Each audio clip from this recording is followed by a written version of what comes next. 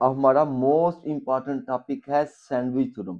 Sandwich theorem को sandwich theorem क्यों कहा जाता है और सैंडविच थ्योरम का असल मतलब क्या है, पहले मैं आपको वो समझाता हूँ, ठीक है। उसके बाद आपको चंद एक एग्जांपल दूंगा जिसकी मदद से आपका ये कॉन्सेप्ट क्लियर हो जाएगा। फिर हम सैंडविच थ्योरम की मदद से एक फार्मूला प्रूव करेंगे जिसको सैंडविच थ्योरम नहीं कहते, लेकिन वो फार्मूला बहुत ज्यादा इंपॉर्टेंट है पेपर पॉइंट ऑफ व्यू से। भाई सैंडविच थ्योरम क्या है?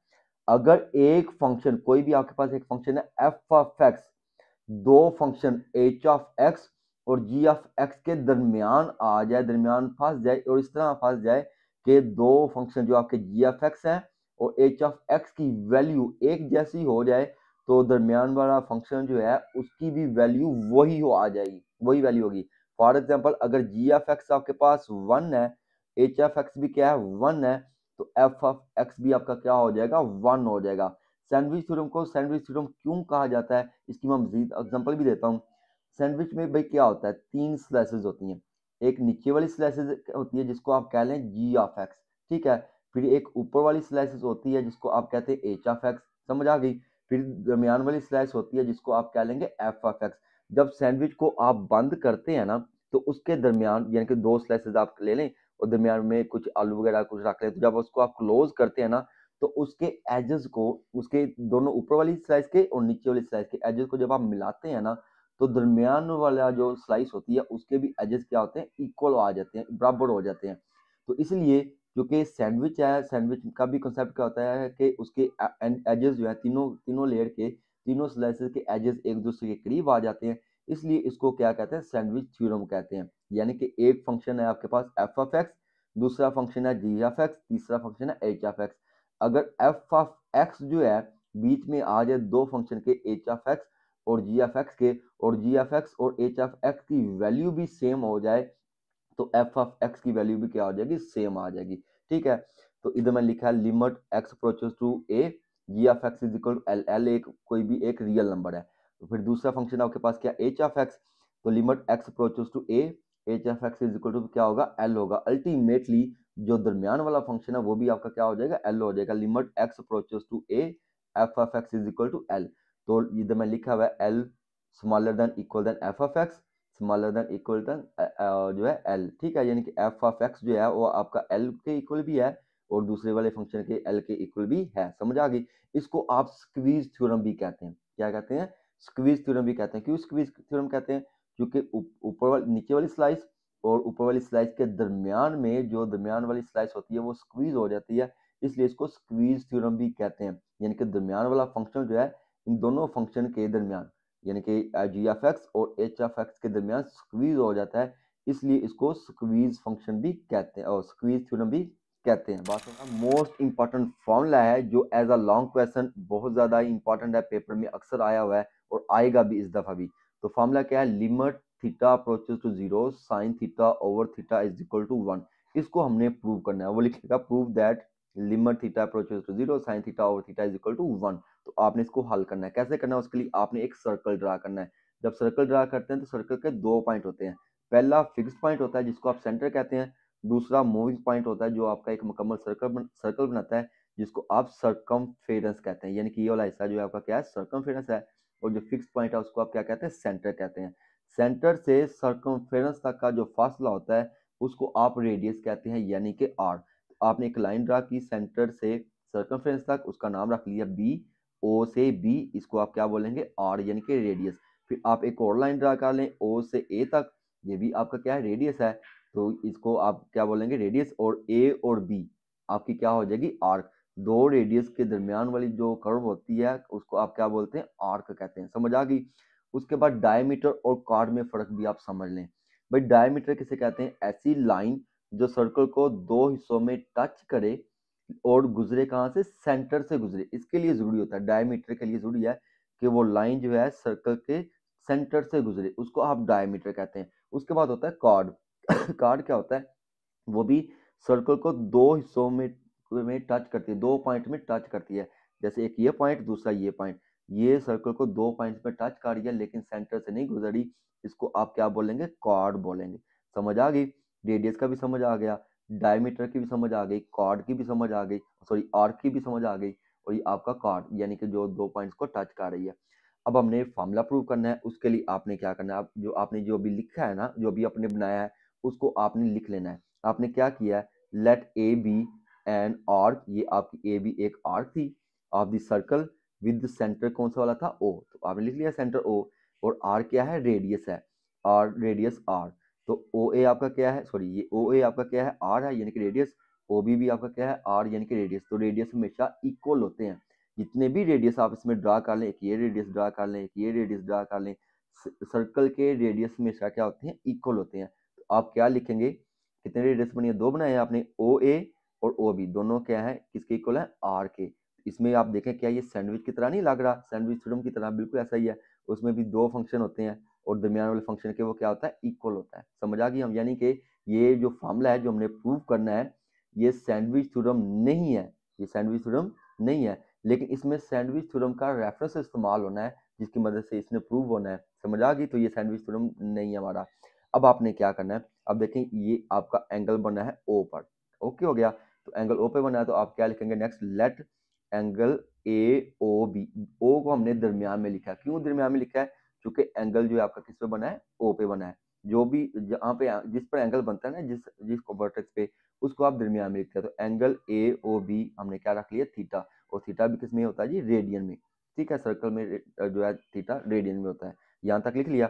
उसके बाद आपने क्या करना है, एक परपेंडिकुलर ड्रा करना है, ये आपका बी से आप एक परपेंडिकुलर ड्रा कर लें, जिसका आप नाम रख देंगे बी और सी। समझ आ गई, फिर आपने क्या करना है, ये जो साइड ओ बी है ना, इसको थोड़ा सा बढ़ा लें। समझ आ गई, फिर इधर से आप एक परपेंडिकुलर ड्रा कर दें, जिसका आप नाम क्या रख देंगे, डी, और ये आपका क्या हो जाएगा, ए। समझ आ गई, आपने 2 परपेंडिकुलर ड्रा किए, एक बी सी, फिर आपने बी को थोड़ा सा आगे बढ़ा के एक और परपेंडिकुलर ड्रा किया, जिसका नाम रखा आपने डी ए या ए डी।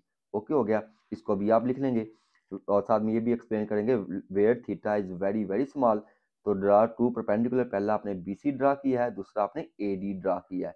ओके हो गया, तो ये जो इसकी आर्क है, ठीक है, आर्क आर्क आर्क, तो ये इसके मिड में आएगी, इस यहाँ पे आपने क्या लिखना है, from figure b c smaller than arc a b, जो आपकी आर्क ए बी है, दूसरा आपने परपेंडिकुलर क्या ड्रा किया, ए डी।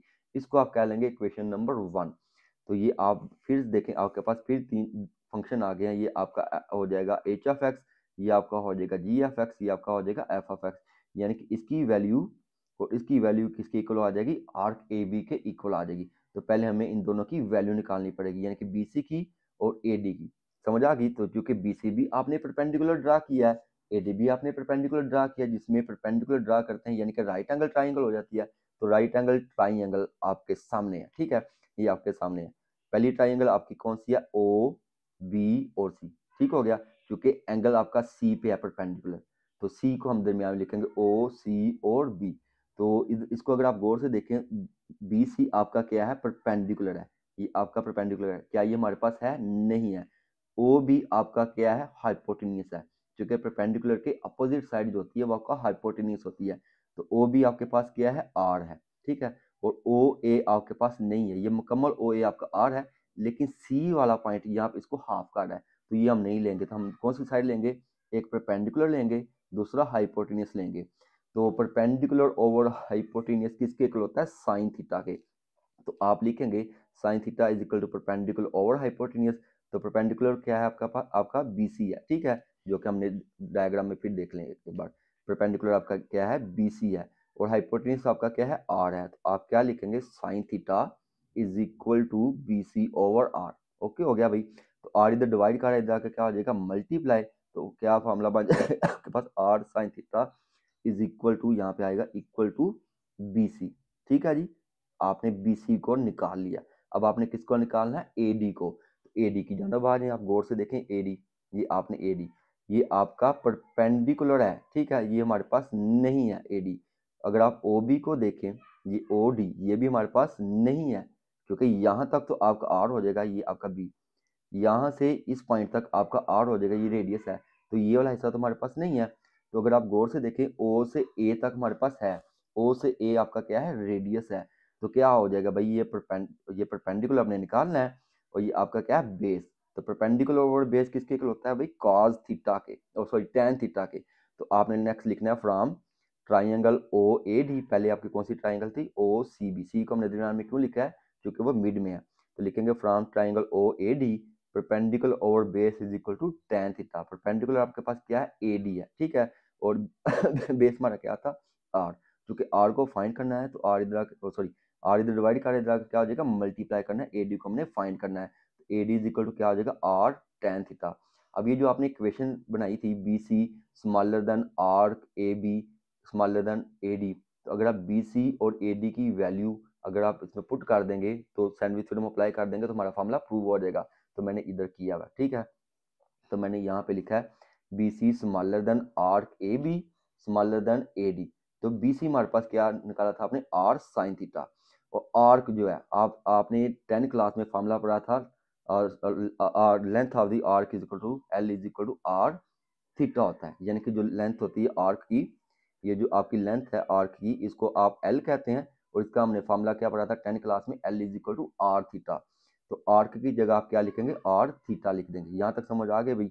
अब आपने क्या करना है एक सिंपल सा काम करना है, टेन थीटा किसके इक्वल होता है, साइन ओवर कास के, तो आप लिखेंगे sine theta over cos theta. Okay हो गया भाई।